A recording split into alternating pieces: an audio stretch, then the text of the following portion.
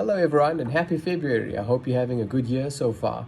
Today is the first post into the psychology of beauty and aesthetics that I promised in January. So what we'll be starting with, and it might seem like a bit of a controversial topic, but I'd like to hear from you in the comment section and we can debate this and we can see how relevant this is in our lives. And it's about the economics of looking good or not. And it's about attractiveness and unattractiveness. And the reason I say that is because there seems to be a gender difference. So in men, if I read from this one particular study, it seems like the average man benefits a little from not being unattractive.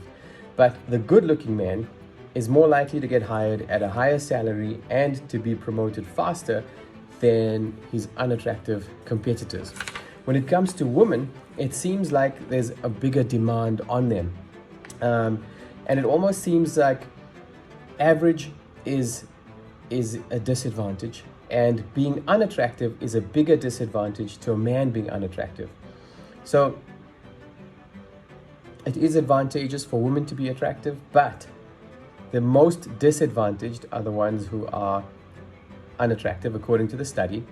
They are less likely to get hired or to earn a competitive salary. They're less likely to marry, and if they do marry, they are less likely to marry a man with resources. So this seems unfair, but that's just the way the human brain is made. And so what we do is, instead of getting upset about it, we look for ways that we can take advantage of this and use aesthetics to give people the advantage that they need, whether it's in the workplace or other areas of life.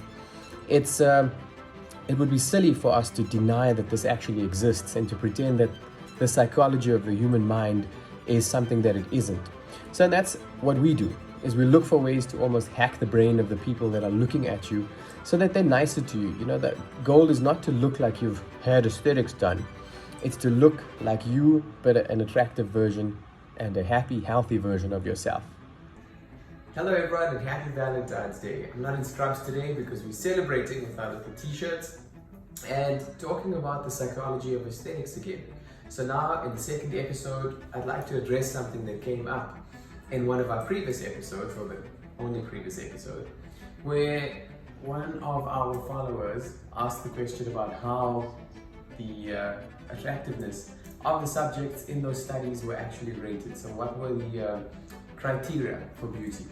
And it was raised, was this done in South Africa? Was it done in the USA? Did it change the things or the parameters? And that does make a difference if you look at different countries, but there are some things that are universal, and those two things are full, healthy head of hair and flawless or very smooth, attractive looking skin. And this is important because it tells us more about the overall health and condition of the patient, especially when it comes to hair. It gives us a very long-term indication of what they're like, and I think that's why that's evolved, or that's the theory about why that's evolved.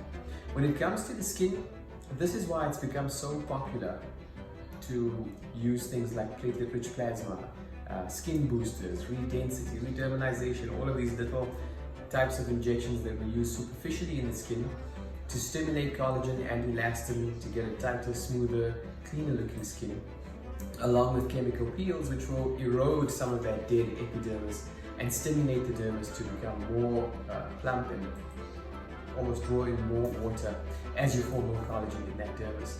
So it's one of the reasons that we like to work on it, because like I say, it's universal. Everybody, doesn't matter what race or gender or where they come from, would like to have healthier, happier looking skin. So I'd like to still hear about your comments and tell me what you think about these universal traits. Are there any that we've missed out on? Any that you think apply across the board to all patients? I'd like to hear. So I had a question the other day a few times about why I was having platelet-rich plasma done into my scalp. And the answer is that I don't want to lose hair. I'm worried about losing it. And there was a time I thought that might have been a little vain, but it seems in a study done by Thomas Cash, he's a psychologist, he found that 75% of men are actually worried about losing hair. And I'm not talking to the other 25%. So if you are one of the 25% that's not concerned about your hair, you should look at the other posts. But if you are concerned, we have a number of methods that we can work on hair loss. So we use DNA with an oral swab to tell us what kind of medication will or won't work for your skin and your scalp and your blood flow, as well as the likely causes and likely treatments that will work for you. So for example, some of the more common topical treatments won't work for me, but it seems like some of the oral supplementation will work in my scalp topically, and there's no way I would have known about that if I hadn't done the DNA. So when it comes to other treatments, things like platelet-rich plasma and hair filler injections give us a nice boost and stimulus or stimulation of those hair follicles and of the blood flow, and it really has a nice improvement for us and our patients. It seems that in that same study by Thomas Cash, he found that both sexes did prefer men with hair. So I know it does suit some people, especially if you have a big neck. It can look good with a shaven head, but if you do want hair, it's now an option, and that's really what aesthetics is about. It's about having the options to do what you think you need to do for yourself. Thank you. So the psychology of aesthetics and beauty. In this post, I'd like to talk about a study that was done by a Harvard School of Dental Medicine lecturer named Donald Giddens. And what he found, and it just goes to show how powerful aesthetic medicine can be, is that people do snap judgments when somebody is attractive or not attractive. So they don't tend to look at someone and analyze and say, oh, this person is nice, I like their face because of the shape of their eyebrow and the shape of their nose. They don't really do that unless they already like you. To get to that point, there's a snap judgment that happens in somebody's face where they decide you're attractive or not attractive psychologically, and that's, again, it's something that's inbuilt and hardwired into our brains. And what his study showed is that the difference between attractive and unattractive can be changed by 1 millimeter. So what subjects were doing is they were exposed to various various pictures of people, and then they were altered. So the nose would be shifted by 1 millimeter upwards or downwards, the jawline would be changed, the eyebrows, the eyes, for example.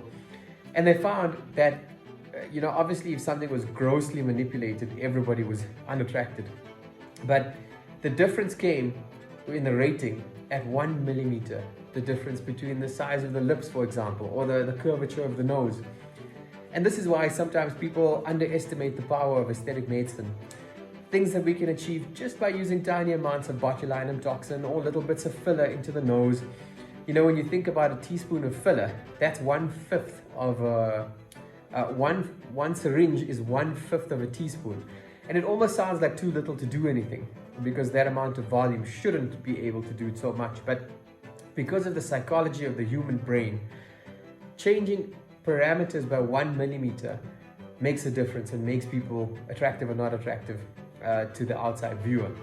And so what that means for us is that we need to be very careful when it comes to the use of filler. And we often say, to other aesthetic doctors when they're just getting into the game, is to be very cautious at first and to move slowly and to hone your skill until you're in a position where you're able to tell when you've done something that looks good or doesn't look good. And that kind of judgment comes with a lot of experience and with training your brain artistically. So the two things is to understand the power of aesthetic medicine, to make such small changes and to put people in a position of being attractive.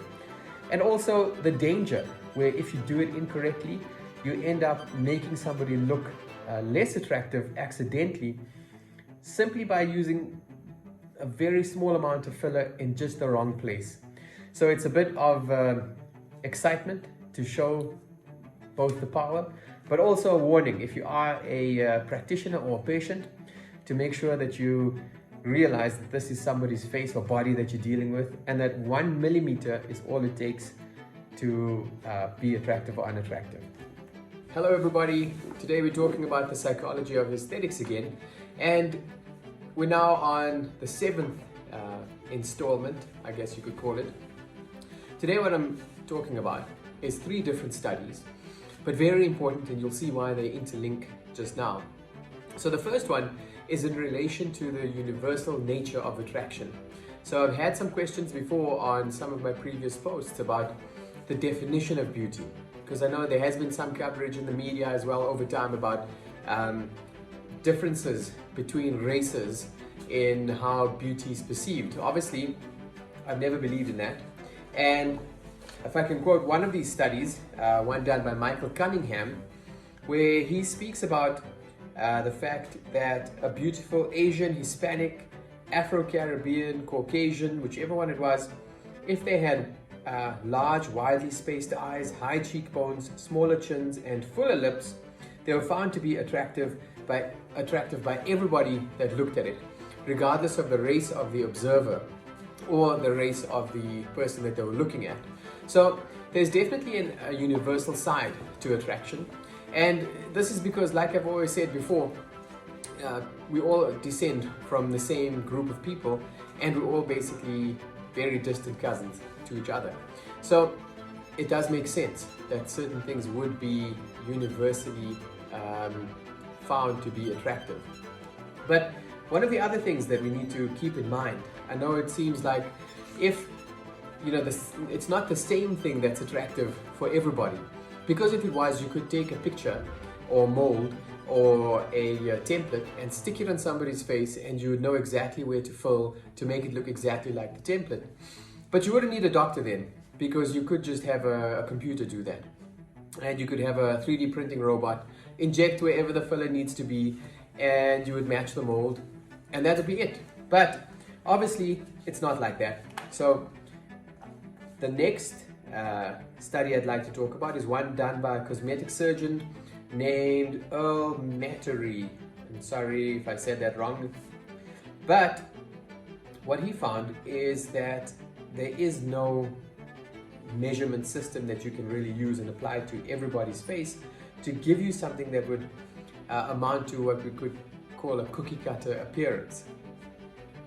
So that's important to know, and that's why you can't really teach somebody to do aesthetics based on measurements. You can't say to them, measure something, it should be 4 centimeters on the eyes and 5 centimeters on the nose. Of course, the golden ratios do apply, but also they apply, if you think about the Fibonacci spiral, it's a spiral and the spiral can turn. And it's not something that you can really translate into a picture that can be placed onto somebody's face.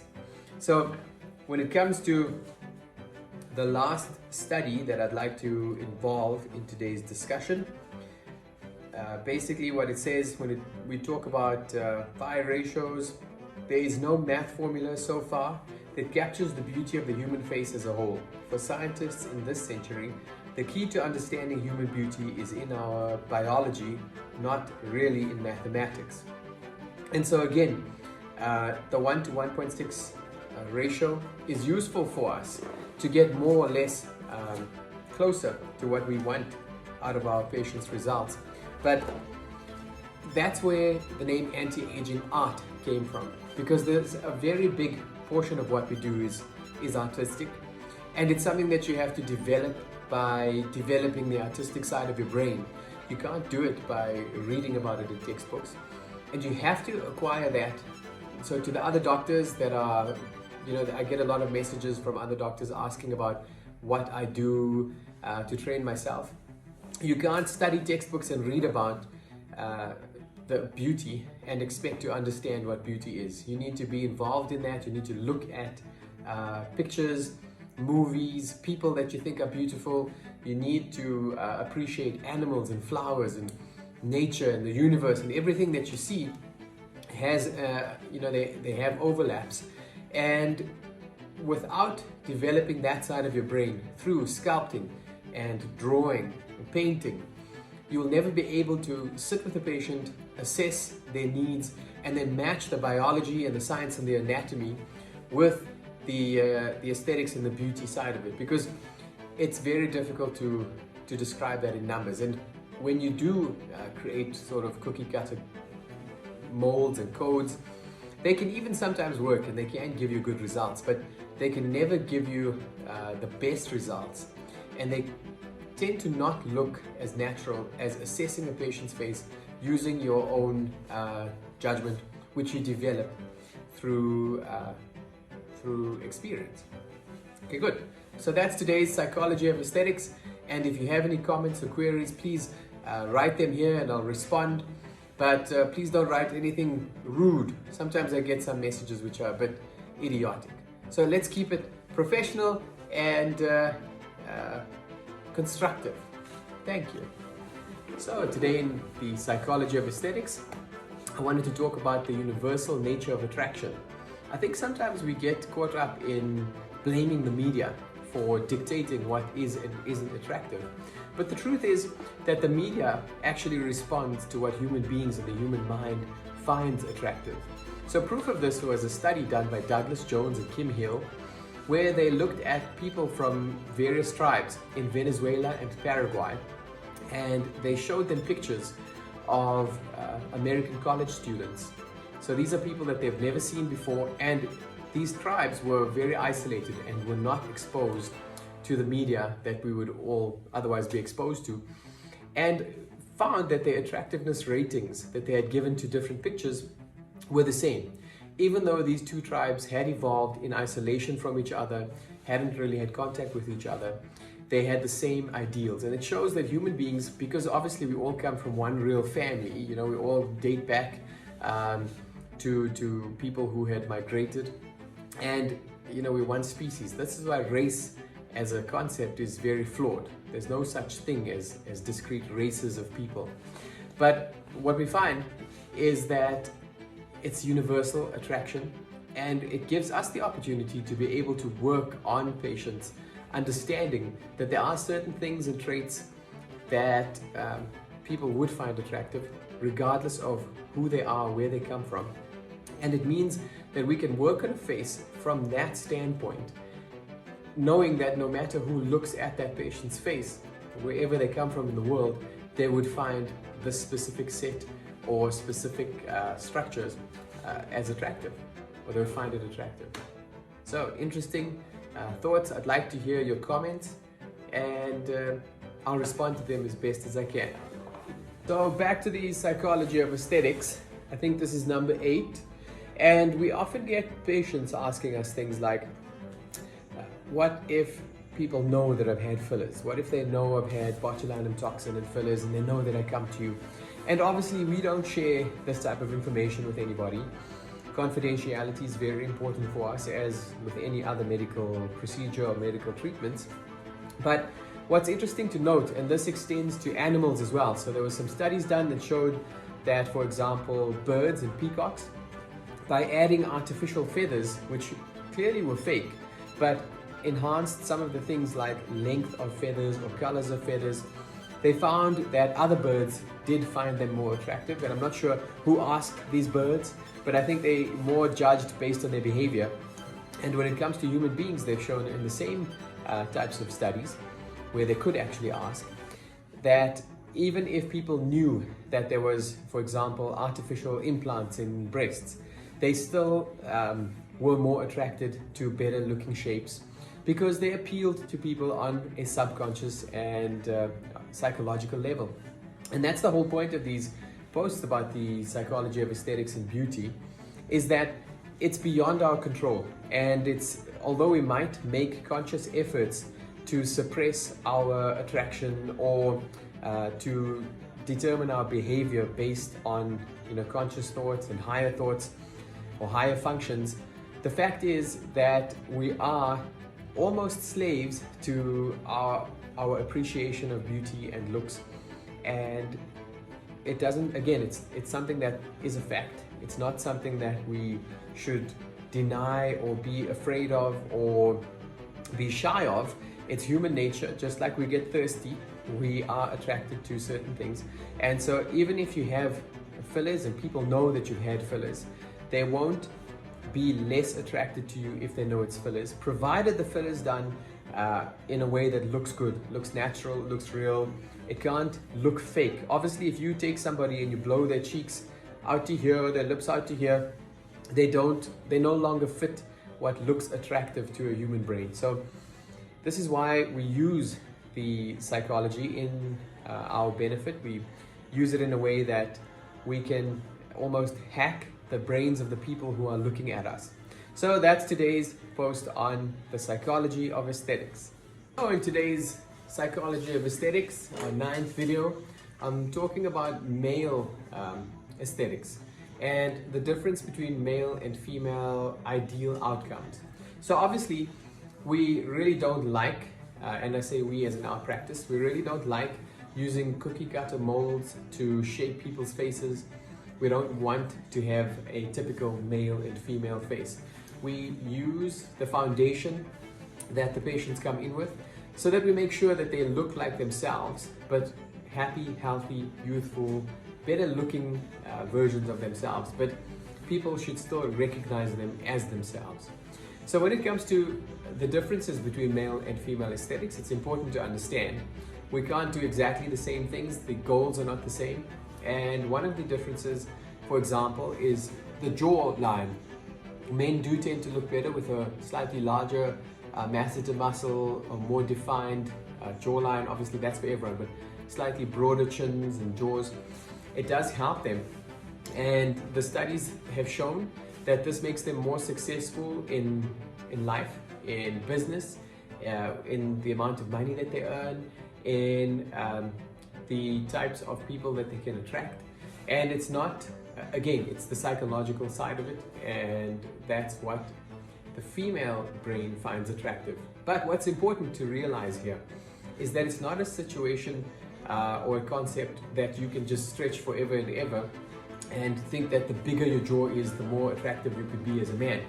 In fact, it's quite the opposite. If you go too far, and it's the same with most of aesthetics, if you go too far that it looks fake or it looks hyper masculine is the term that they use, you will actually become unattractive. And so you cross a certain line, and this is why we don't cross that certain line, where a jaw this size really just looks ridiculous.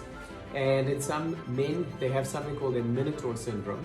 If you're familiar with what a Minotaur is, it's a half bull, half man. And it's a very aggressive looking, scary animal. And so sometimes men end up looking that way. There was a post I put up previously where I said, you know, taking it too far is bad. So you can scroll, you'll see there was a picture of my face looking very square and done. And this is the type of thing that we want to avoid because it comes across as scary, it's not attractive, and it doesn't help with what I was talking about when it comes to the male face. And with those patients, and even with the average male face, a slight or small feminization is shown to increase the attractiveness of that man. So it's not to say that you must make them look like girls, but softening it slightly in some ways, but keeping some of the male architecture is the way to achieve a better looking man. So the important thing about this video, or the message, the main message, is to get people to understand that men and women are meant to look different, and understanding as the practitioner what makes those different sexes look appealing or not helps us to contour faces and to shape them in a way that they are happy, healthy, attractive looking, without looking fake or done, or of course overdone.